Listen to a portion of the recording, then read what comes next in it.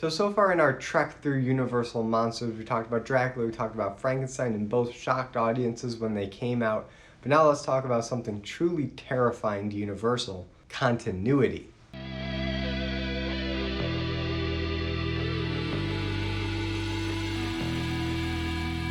The Bride of Frankenstein. So Bride of Frankenstein came out in 1935 and was the first direct sequel that Universal ever did with its monsters. And this was a big deal because after RKO did Son of Kong, sequels started becoming a thing. And this is a big deal because so far the Universal monster movies have had a similar atmosphere, a similar tone, and even similar cast. But at the end of the day, they were still separate stories, separate adventures, and it wasn't really the kind of shared universe that we think of today. But this all starts to change with Bride of Frankenstein because this is a direct sequel to the 1931 Frankenstein. So, of course, continuity is going to be something that needs to happen because first of all, the audience needs to be reminded of what happened in the first movie so that they can be ready to continue the adventures in this movie. And to further add some continuity, James Whale is back in the director's chair. He directed the first one really well, and he does a good job with this one. In fact, you might say that Bride of Frankenstein is a better movie than its predecessor, just because James Whale has a bigger budget and more opportunities to tell the story visually, and also exploring the relationships a bit more between the main characters. So let's start off right at the beginning. The movie opens with this framing device that wasn't in the first movie,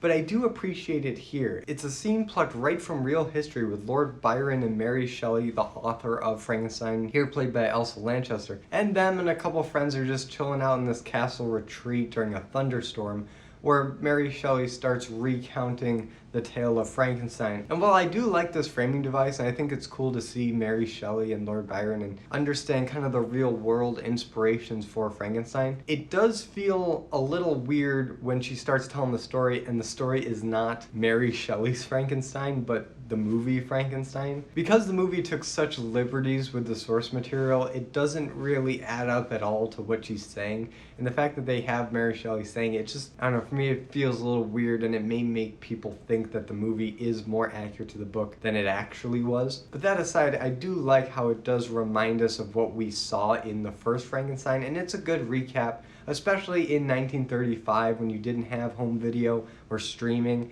And the last time you saw Frankenstein was 1931, like 4 years ago. So audience may have not remembered all the details of what happened back then. So in that case, it is good to remind them, although I still kind of crack up when Lord Byron says this line. A monster created from cadavers out of rifled graves. There's just something about his accent. It just feels so Singing in the Rain to me. I'm sure him and his dialogue coach practiced that line a lot. Around the rocks, the rugged rascal ran. But anyway, after the recap, we start off where the last movie left off, or rather, the original ending of the last movie left off. So in my Frankenstein video, I did speculate that there might have been an alternate ending for that movie, where it just ends with the windmill going up in flames, where you're not sure if Henry Frankenstein is alive or dead. And it turns out that is the case. James Whale had filmed that end scene of Frankenstein recuperating and his dad cracking jokes way after principal photography had wrapped, and the studio thought that the ending was too sad, so he put in this kind of happier ending to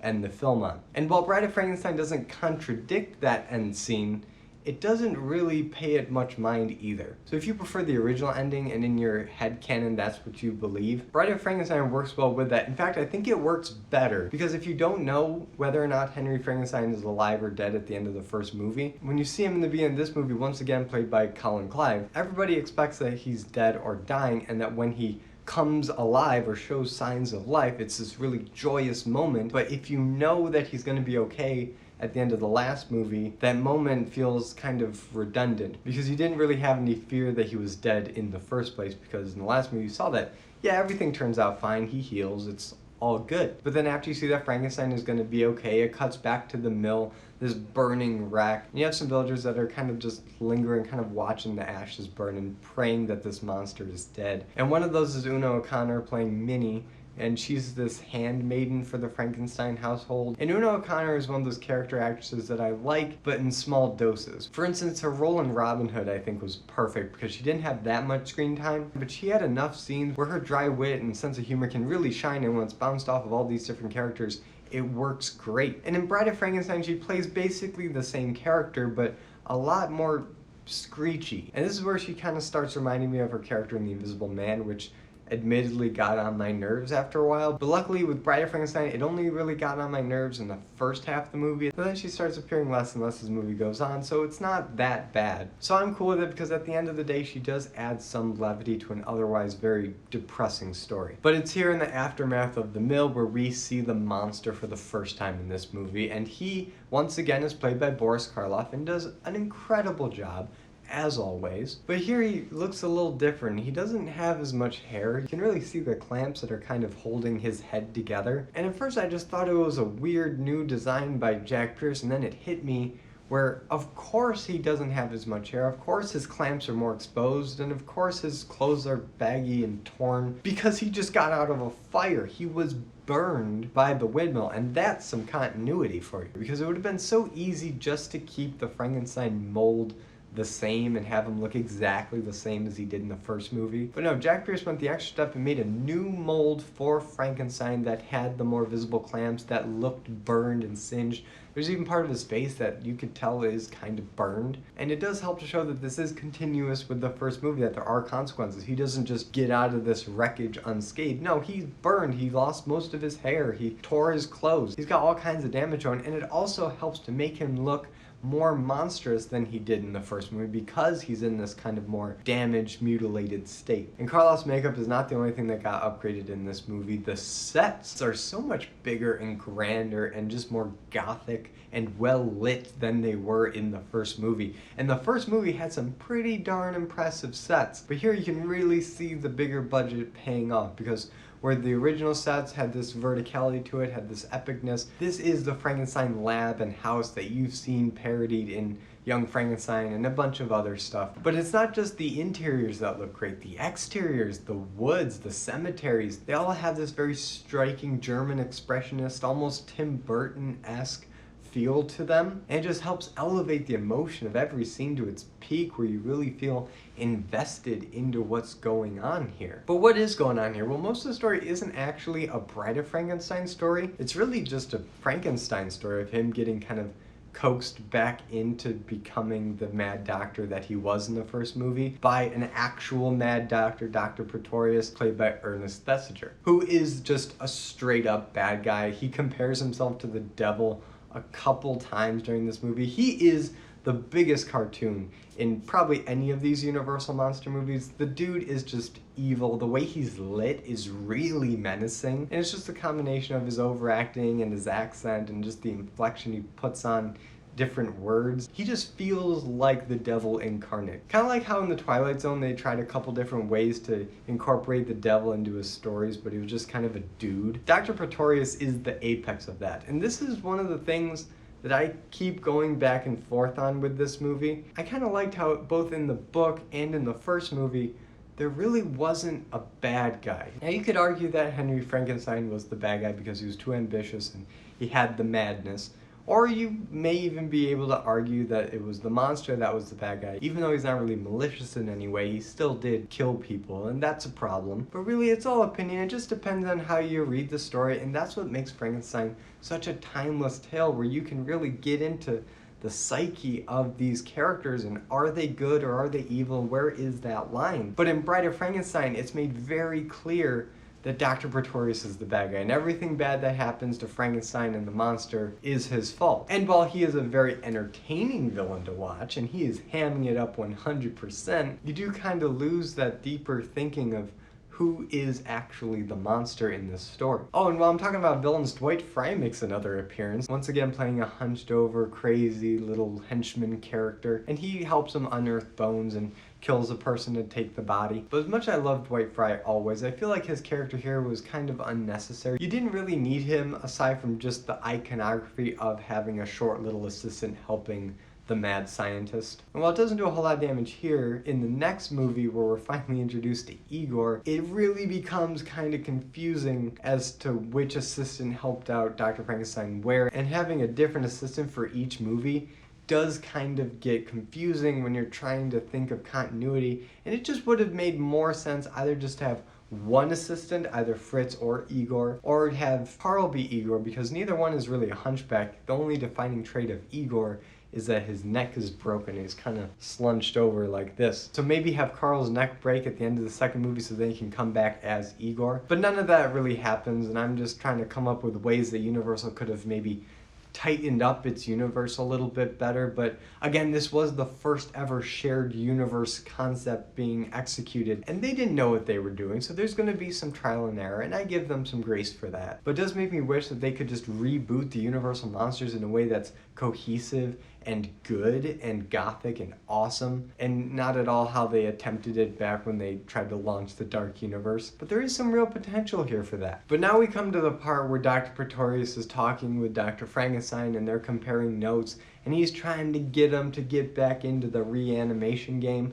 And Dr. Pretorius brings out whatever the hell these things are. Experiments. And for me, this is the most ridiculous part of this movie, and arguably the whole Universal Monsters franchise. Because he's got these little people that he grew from seeds. It's just a little silly and reminded me a bit too much of the Star Wars Holiday Special. And whenever something makes me think of the Star Wars Holiday Special, it's not a good thing. But thankfully that scene is over pretty quick, and now I want to talk about maybe the best scene in any Universal Monster movie ever. And it's the scene where the monster visits the Blind Hermit in his cabin, and he's alone and he's sad, and he says, "Come in, friend, I've been so lonely." And they share a meal together, and he's so kind to the monster, and it's the only kindness that the monster has ever experienced from anybody. And it's just such a heartwarming, wholesome scene. And while Boris Karloff does a great job, and you actually start to hear him speak a little bit, because the hermit starts teaching him some words and he starts to articulate, and you can see him kind of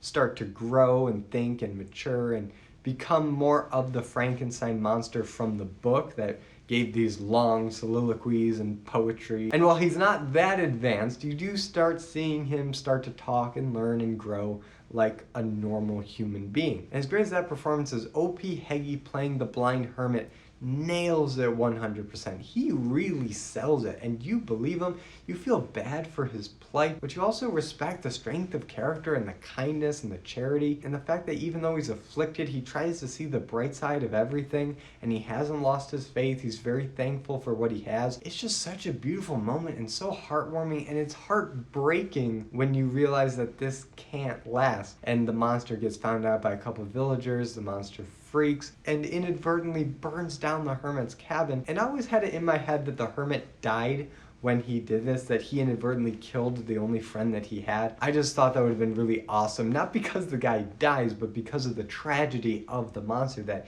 he just can't get anything good in the world, and the one thing that he had, he killed. And there's a lot you can do with that concept, but no, that was all in my head. He actually makes it out. The village people take the blind man away so that the house can burn down without anybody in it. So even though it doesn't have that weight and sense of tragedy, the blind man does live, so I guess that's a good thing. So now we come to the climax of the movie. Dr. Pretorius has succeeded in convincing Henry Frankenstein to pursue his work and create a woman so that they can breed the monsters together to have a race of people that they can then subjugate. And Dr. Pretorius convinces him by doing a few different things. One, by speaking to his ego and his sense of importance, and also by, kidnapping his wife, Elizabeth, and also having the monster straight up threaten Henry Frankenstein to make him a wife, or he'll die, and his wife will die, and everybody's gonna die. So he does just that. He sets up his experiment again. He's got a fresh body provided by Carl, and you see the whole electricity bringing the dead thing to life sequence once again, just like the original.